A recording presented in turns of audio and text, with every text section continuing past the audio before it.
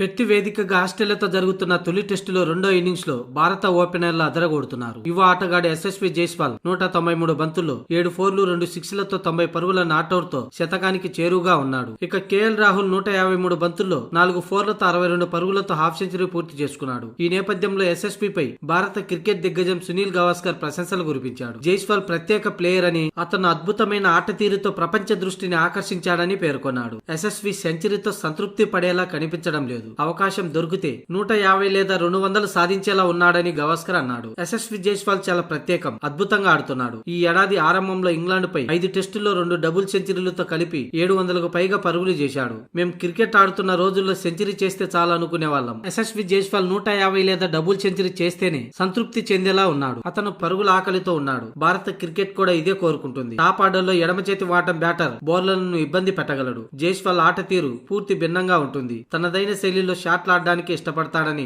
సునీల్ గవాస్కర్ అన్నాడు. ఇక కేఎల్ రాహుల్ పై కూడా సునీల్ గవాస్కర్ ప్రశంసలు కురిపించాడు. రాహుల్ క్రీజులో పాతుకుపోయి నిలకడగా పరుగులు సాధిస్తూ జైస్వాల్ కు ఒత్తిడి లేకుండా చూశాడని వివరించాడు. టోటల్ గా పెర్త్లో ఆస్ట్రేలియాపై టీమిండియా 400కు పైగా టార్గెట్ ఉంచగలిగితే, అది కూడా మూడో రోజు పూర్తిగా టీమిండియా బ్యాటింగ్ చేస్తే 100% గెలుపు ఖాయం. ఇలాగే జరుగుద్దని నేను అనుకుంటున్నా అంటూ సునీల్ గవాస్కర్ పేర్కొన్నాడు.